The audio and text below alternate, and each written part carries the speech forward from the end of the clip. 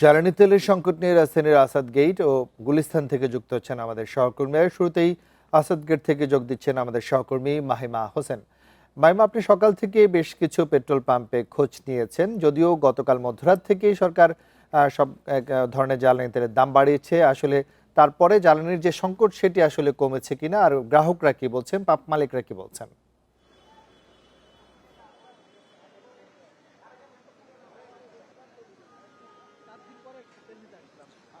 জি, কিছুক্ষণ আগে কিন্তু আমি বিজয় সরণি ট্রান্স ফিলিং স্টেশনের সামনে ছিলাম। এখন কিন্তু এই মুহূর্তে আমি রয়েছি আসাদ গেটে যে তালুকদার ফিলিং স্টেশন রয়েছে, আমি কিন্তু সেখানে দাঁড়িয়ে রয়েছে। এবং এই যে ফিলিং স্টেশনটি সেটা কিন্তু এই মুহূর্তে বন্ধ রয়েছে, অর্থাৎ এখানে কিন্তু এখন তেল সরবরাহ করা হচ্ছে না এবং রাত থেকে কিন্তু এখানে তেল সরবরাহ হচ্ছে না, এমনটাই কিন্তু আমাকে এখানে যারা কর্মরত রয়েছেন তারা বলেছেন। এবং আসলে বিষয়টি হলো যে এখানে যদি আমি একটু আপনাদের বলি, এখানে যারা গ্রাহকরা রয়েছেন তারা অন্যান্য যে ফিলিং স্টেশনগুলো রয়েছে এখানে চিত্র কিন্তু একই এরকম, অর্থাৎ দীর্ঘ সময় তারা দাঁড়িয়ে রয়েছেন এবং এত তীব্র গরম পড়েছে আজকে, এত মানে আবহাওয়াটা এতটাই উত্তপ্ত, ফলে তাদের কিন্তু কেবল যে তাদের ঘন্টার পর ঘন্টা যে এখানে দাঁড়িয়ে থাকতে হচ্ছে বিষয়টি তাই নয়, বরং অনেকে কিন্তু অসুস্থও হয়ে পড়ছেন। এমনও কিন্তু অনেকে বলছেন যে আসলে দীর্ঘ সময় তাদের বিশেষত যাদের নিজেদের যে বাইকগুলো রয়েছে বা গাড়ি রয়েছে তাদের কিন্তু এখানে এসে তেল নিতে হচ্ছে।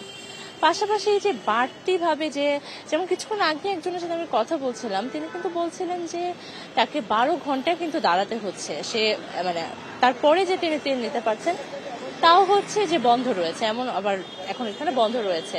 আর যে স্টেশনগুলোই খোলা রয়েছে ফিলিং স্টেশনগুলো সেখানে ব্যাপক ভিড় রয়েছে, অর্থাৎ মানে মানুষের চাপ অনেক বেশি। তো এই যে দাম বাড়ার গতকাল কিন্তু আমরা দেখেছি যে জ্বালানি বিভাগ থেকে দাম বাড়িয়ে দেওয়া হয়েছে সব ধরনের জ্বালানি তেলের, ডিজেল, অকটেন সবগুলোর ক্ষেত্রেই কিন্তু বাড়তি 10 থেকে 15 টাকা পর্যন্ত, 15 থেকে 20 টাকা পর্যন্ত কিন্তু বাড়তি গুনতে হচ্ছে। ফলে কিন্তু যদি দেখেন যে আসলে যাদের এরকম অল্প পরিমাণ লাগছে এবং যাদেরকে সপ্তাহের মধ্যে 2 বার 3 বার বা হচ্ছে যেহেতু তারা অল্প পরিমাণে পাচ্ছে, রেশনিং পদ্ধতিতে পাচ্ছে, তো সেক্ষেত্রে দেখা যাচ্ছে তাদের যখন বারবার নিতে হচ্ছে এক্ষেত্রে কিন্তু দেখা যাচ্ছে তাদের যে কস্টটা, অর্থাৎ যে খরচটা সেটিও কিন্তু বেড়ে যাচ্ছে।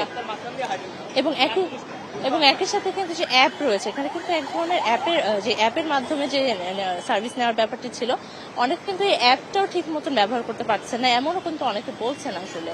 তো সব মিলে যদি আমি বলি আসলে যে পুরো যদি পরিস্থিতিটা আপনাকে বলি, আসলে এই যে জ্বালানির সংকট যেটা দীর্ঘ কয়েক মাস ধরে আমরা দেখছি, যে আসলে প্রায় প্রতিনিয়তই কিন্তু এটা নিয়ে প্রতিনিয়তই আমরা দেখছি যে এক ধরনের যে বিড়ম্বনা জনজীবনে, এবং সেটা কিন্তু আসলে এখন চরমে পৌঁছেছে, যেখানে এখন দাম বাড়ার পরে এই চাপ কমবে কিনা সেটিও আসলে এখন মানে দেখার বিষয় আসলে, যে এখন যেহেতু দাম বেড়েছে এখন ভোক্তারা কম নিচ্ছেন কিনা।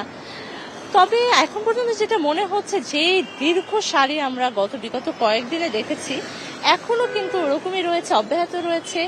এখন এখন সঙ্গে আরেকটি বিষয় যেটি যোগ হয়েছে সেটি হলো যে এখন দাম বেড়ে গিয়েছে, ফলে এটি আরেকটি নতুন বিড়ম্বনাই কিন্তু সৃষ্টি করছে তাদের উপর।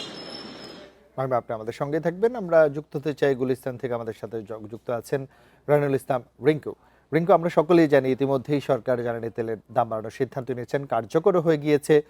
তার প্রভাব আসলে গণপরিবহনে কেমন পড়ছেন? যাত্রীরা বাড়তি ভাড়ার অভিযোগ করছেন কিনা, যারা গণপরিবহন সংশ্লিষ্ট তারা কিছু বলছেন কিনা?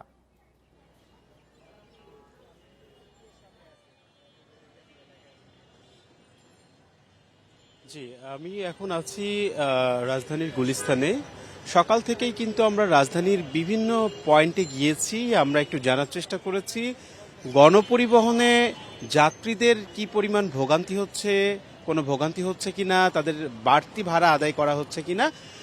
আমাদের কাছে যে তথ্য রয়েছে, সকাল থেকে কিন্তু যানবাহনের একটু সংকট ছিল, কিন্তু বেলা বাড়ার সাথে সাথে বলা যায় যে যাত্রীবাহী যে বাসগুলো সেটা বাড়তে থাকে। এখন এই মুহূর্তের চিত্র যদি আপনাকে একটু দেখানোর চেষ্টা করি, এখানে গুলিস্তানে কিন্তু যাত্রীবাহী বাসগুলো আসছে বিভিন্ন রুটের এবং সেগুলো ছেড়ে যাচ্ছে, নির্ধারিত গন্তব্যে যাচ্ছে। যাত্রীদের মধ্যে মিশ্র প্রতিক্রিয়া বলা চলে আমরা দেখেছি। যাত্রীদের সাথে আমরা কথা বলেছি, তারা আমাদের যেমনটি জানিয়েছেন সকাল নাগাদ কিন্তু সকালের দিকে বাসের বেশ সংকট ছিল, যেহেতু গতকাল আপনি যেমনটি বলছিলেন গতকাল সিদ্ধান্ত হয়, এরপরেই কিন্তু রাত 12টা 1 মিনিট থেকে জ্বালানি তেলের নতুন দাম নির্ধারণ করে প্রজ্ঞাপন জারি করে সরকার। এরপর থেকেই কিন্তু আজকে এখন পর্যন্ত আমাদের সহকর্মী যেটা জানাচ্ছিলেন যে পাম্পগুলোতে কিন্তু এখনো গাড়ির দীর্ঘ সারি রয়েছে জ্বালানি নিতে। আমরা এখানে মালিক পক্ষ যারা আছে তাদের থেকেও কিছু জানার চেষ্টা করেছিলাম, তথ্য নেওয়ার চেষ্টা করেছিলাম। পাশাপাশি এখানে যারা বাস চালক রয়েছে তাদের সাথে কথা বলেছিলাম। তারা আমাদের যেমনটি বলেছেন যে সরকার যেহেতু জ্বালানি তেলের দাম নতুনভাবে নির্ধারণ করেছে, ফলে এখন পূর্ব নির্ধারিত ভাড়াই কিন্তু নেওয়া হচ্ছে। এখন মালিক পক্ষ এবং সরকার বসে নতুন করে যদি সিদ্ধান্ত নেয় তার প্রেক্ষিতেই কিন্তু ভাড়া বাড়ানো হতে পারে। এর আগে কিন্তু ভাড়া বাড়ার কোনো সম্ভাবনা নেই বলা চলে।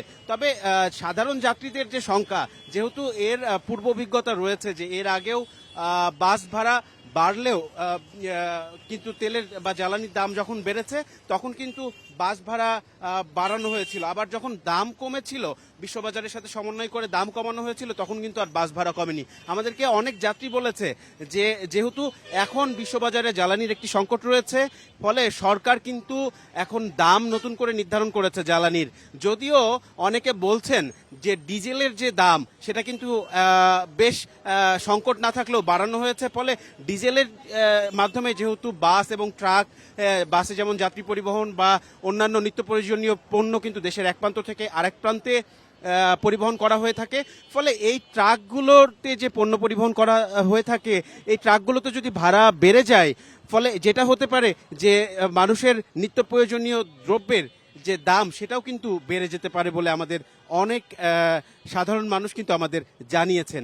এর পাশাপাশি বাস চালকরা কিন্তু বলছেন যে যেহেতু জ্বালানি তেলের দাম বৃদ্ধি করা হয়েছে, এখন ভাড়া বাড়বে কিনা সেটা সম্পূর্ণ সরকারের সিদ্ধান্ত। সরকার এবং মালিক পক্ষ বসে কিন্তু সেই সিদ্ধান্তটি নেবেন যে সামনে ভাড়া বাড়বে কিনা। তবে যাত্রীদের মধ্যে যথেষ্ট শঙ্কাই রয়েছে বলা চলে যে ভাড়া বাড়তে পারে।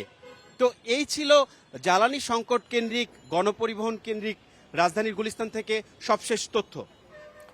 রাজধানীর গুলিস্তান থেকে সবশেষ তথ্য জানাচ্ছিলেন সহকর্মী রাহানুল ইসলাম রিঙ্কু।